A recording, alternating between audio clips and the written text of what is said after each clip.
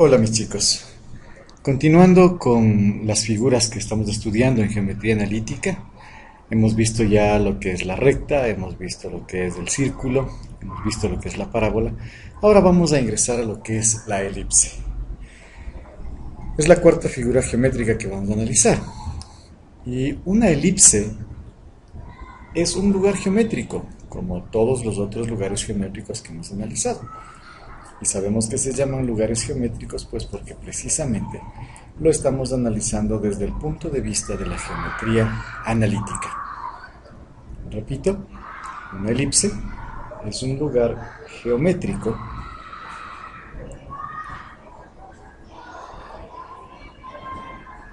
¿de quién? ¿Quién realiza este lugar geométrico? Obviamente este lugar geométrico se da por el movimiento de un punto, ¿sí? Igual que todas las otras figuras geométricas, ¿sí? Siempre basado en el movimiento de un punto. ¿Cómo se mueve este punto? ¿Sí? Este punto se mueve de tal forma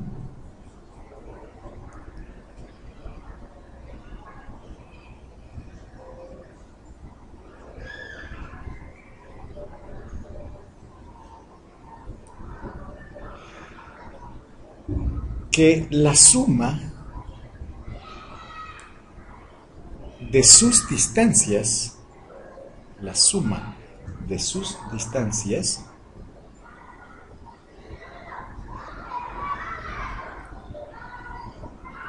a dos puntos fijos es una constante.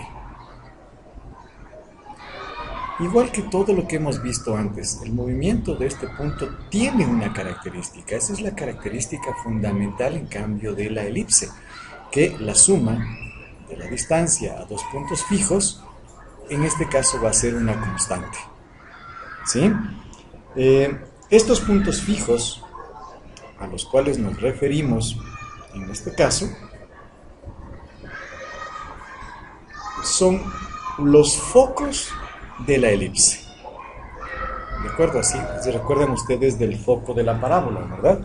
Asimismo, en la parábola nosotros habíamos dicho que es el lugar geométrico de un punto que se mueve de tal forma que la distancia al punto fijo llamado foco y la distancia a la directriz eran iguales. Acá en cambio decimos que la suma de las distancias de esos dos puntos fijos llamados focos es una constante. Adicionalmente a esto, pues tengo que decirles que el punto medio del segmento que une los dos focos es el centro de la elipse. Posteriormente haremos un gráfico que nos ayude a interpretar lo que ahorita teóricamente lo estamos diciendo. Siempre manejamos geometría la posibilidad de realizar un gráfico para cada una de las explicaciones que vamos dando, ¿ok? Bien, la segunda característica de la elipse es de que la recta que pasa por los focos de esta elipse se llama eje mayor. Recordemos asimismo un poco con la parábola, hagamos un recuerdo de lo que era la parábola. Si nosotros teníamos la línea que pasaba por el vértice y por el foco, ese se llamaba eje focal. ¿Sí?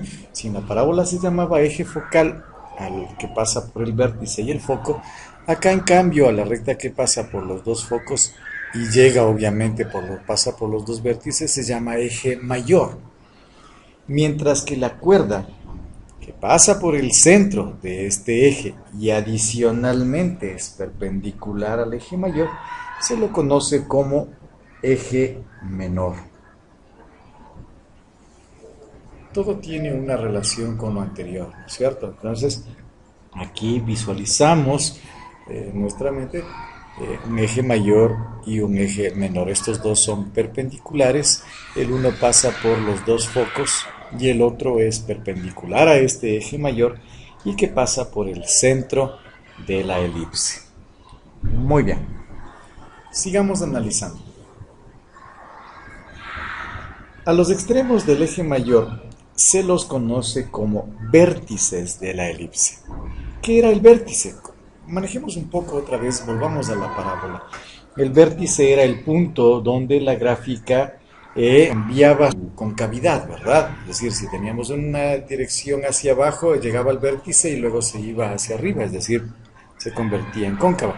Acá, en cambio, si nosotros vamos a hablar de vértice de la elipse, entonces también será algo en que nosotros tenemos un cambio de concavidad, ¿de acuerdo?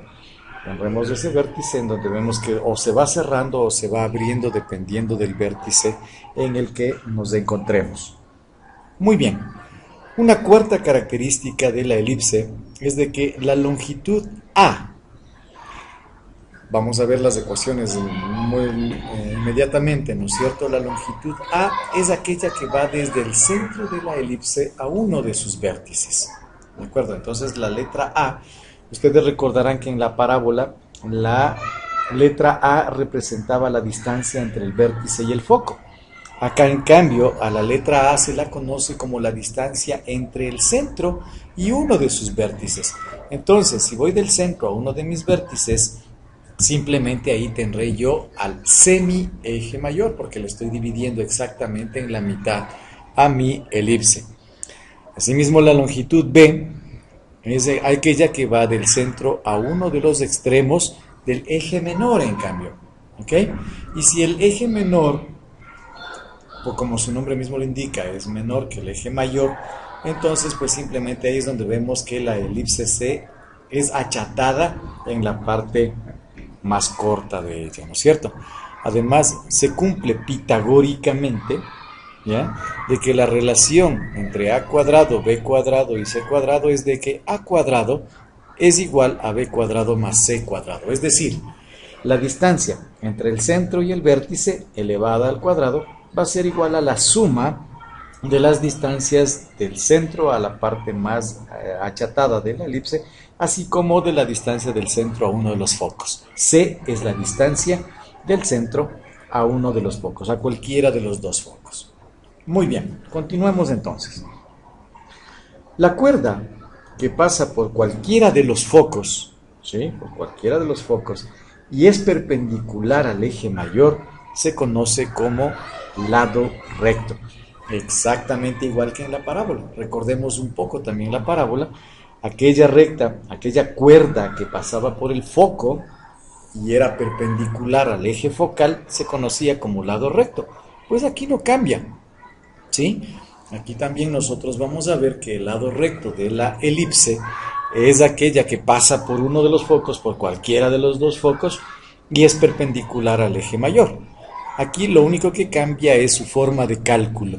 Mientras que en la vez anterior, en la parábola, sabíamos que el lado recto era igual a 4 veces a, en la elipse nosotros vemos que el lado recto es 2b cuadrado dividido para a.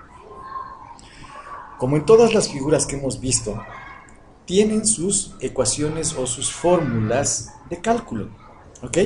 Entonces, las dos formas ordinarias de la ecuación de la elipse son x cuadrado sobre a cuadrado más y cuadrado sobre b cuadrado igual a 1.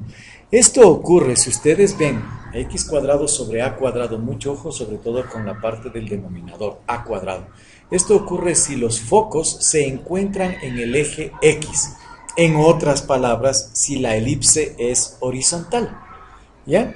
Y la otra tendremos que x al cuadrado es sobre b cuadrado más y cuadrado sobre a cuadrado es igual a 1 si los focos, en cambio, aquí se encuentran en el eje y. En otras palabras, si la elipse es vertical.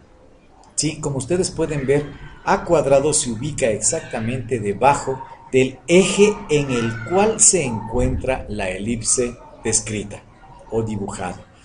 Un dato que vamos a ver ahora, que es distinto a todas las figuras anteriores, se conoce con la excentricidad. Aquí, como nosotros sabemos que C es mayor que B o que A es mayor que C por lógica, entonces la excentricidad se da como una relación entre C y A.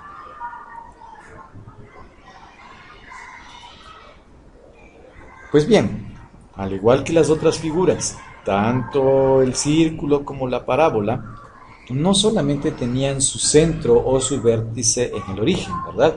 También muchas veces el centro o el origen estaban desplazados de alguna manera.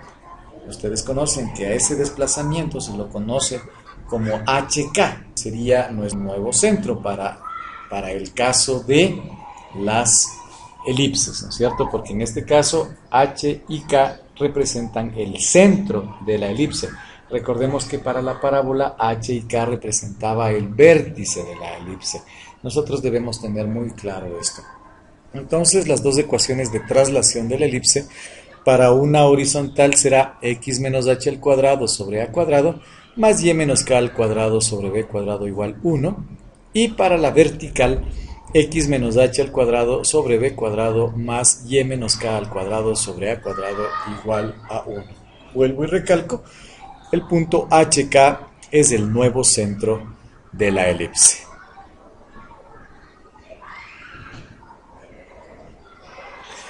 Como octava y última característica con relación a la elipse, nosotros vamos a ver que la ecuación general de la elipse, al igual que las ecuaciones generales de la recta, la ecuación general de la circunferencia, la ecuación general de la parábola, pues la elipse también tiene su ecuación general. En este caso es ax cuadrado más cy cuadrado más dx más ey más f igual a 0.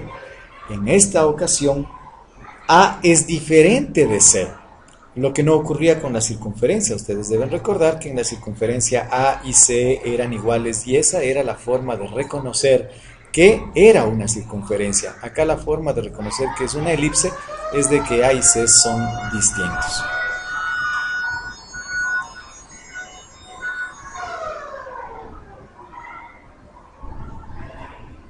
Al igual que en las otras figuras, la ecuación en su forma general se puede transformar a una forma ordinaria y la forma ordinaria se puede convertir en una forma general. Siempre usted manejando lo que es el álgebra, ¿no es cierto? Y usted lo maneja perfectamente, sabe cómo transformar de una forma a otra. Ustedes lo manejan perfectamente y para mí una felicidad de que sepan hacerlo. Muy bien, yo les agradezco mucho el que hayan visto este video. No se olviden que de aquí ustedes tienen que sacar su mayor resumen y su mayor esfuerzo. Muchas gracias. Bendiciones.